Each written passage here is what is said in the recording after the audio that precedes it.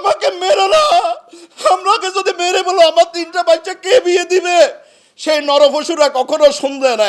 আজকে যদি সে আয়নাগর থাকে তাহলে আমি মনে করি বাংলাদেশের বিচার বিভাগে কোনো আইন আদালত প্রশাসন থাকার প্রয়োজন মনে করি না। আমরা 48 বছর ধরে এভাবেই ঠান্ডা করে আসছে। যমুনা ফ্যান 5 প্রজন্মের ফ্যান। 2016 সালে আমি নিজেই আয়নাগরে ছিলাম। 2016 সালে আমি নিজেই আয়নাগরে ছিলাম। কোটি কোটি টাকার বিনিময়ে আমি বেলাল মুক্তি পেয়েছি, জীবন ভিক্ষা পেয়েছি। সেখানে আমি দেখেছি হাত পা এইভাবে বেঁধে মানুষকে কিভাবে জুতা দিয়ে তছাড়ি করে। তার 3টা বাচ্চা বলে বাবা আমাকে মেরো না, আমার 3টা বাচ্চা আছে, আমি বিয়ে দিতে পারি নাই, আমাকে মেরো না। আমাকে যদি মেরে বলো আমার 3টা বাচ্চা কে বিয়ে দিবে? সেই নরপশুরা কখনো শুনবে নাই, কখনো ক্ষান্ত হয় নাই। আজকে আরেকজনকে যখন মারতেছিল সে বলতেছে বাবা আমার ছোট ছোট 2টা মাসুম বাচ্চা আছে, আমার বৃদ্ধ বাবা মা, আমাকে যদি তোমরা মেরে ফেলো আমার বাবা মা আমার বাচ্চা রাস্তার এতিম হয়ে যাবে, তারা রাস্তায় ভিক্ষা করে বেড়াবে।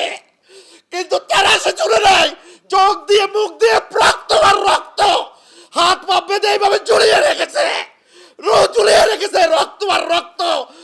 যার ভিক্ষা চাচ্ছে, হাত বলছে বাবা আমাকে ছেড়ে দাও, আমাকে ছেড়ে দাও। কিন্তু সেই নরপশুরা একটু তাদের মন কাঁদে নাই। তখন আমরা খাঁচা খাঁচা লোক ছিলাম, প্রতিটা খাঁচা হলো একটা পাখির খাঁচার মতো। সেখান থেকে যখন দিয়ে যাচ্ছে বলেছে ভাইরা তোমাদের কাছে আমরা বিচার দিয়ে গেলাম, আমরা চলে গেলাম, তোমরা আমাদের বিচার করো, তোমরা আমাদের বিচার করো।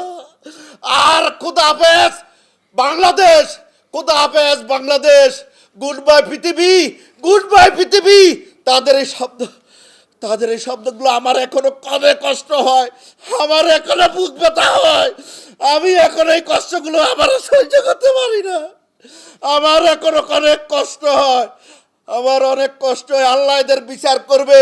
আজকে আপনারা জানেন না সেখানে কত যে কষ্টের জায়গা, তারা কি যে জুলুম অত্যাচার করে, কি যে অন্যায়ভাবে অবিচার করে।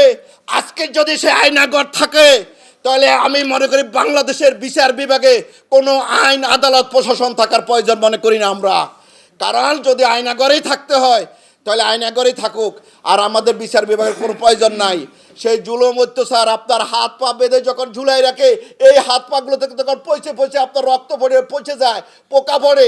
আর যে মাথার যে জিনিসটা বাঁধে মনে হয় যে আপনি গ্রামে চাউলের বস্তা বাঁধতেছেন, এইভাবে যখন টানে মাথা যখন পাগলের মতো পড়ে যান, এখানে পোকা পড়ে যায়, পচে যায়, পয়সে পোকা পড়ে যায়, মানুষ মানসিক ভারসাম্য হারাই ফেলে।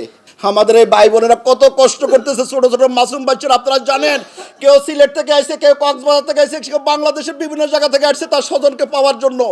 কত যে যন্ত্রণা, এই যেখানে যারা দেখতেছেন কাউকে এখনো ফেরত দেওয়া হয় নাই, কাউকে ফেরত দেওয়া হয় নাই। আমরা চাই আমাদের এই লোকদেরকে যারা হারিয়ে গেছে তাদেরকে আমরা সশরীরে প্রতিটা পরিবারের কাছে ফিরিয়ে দেওয়া হোক। এলো মুক্ত চিন্তার স্বাধীন দৈনিক খবরের কাগজ। এখন খবর হবে নিখাত, নির্ভীক, নিরপেক্ষ।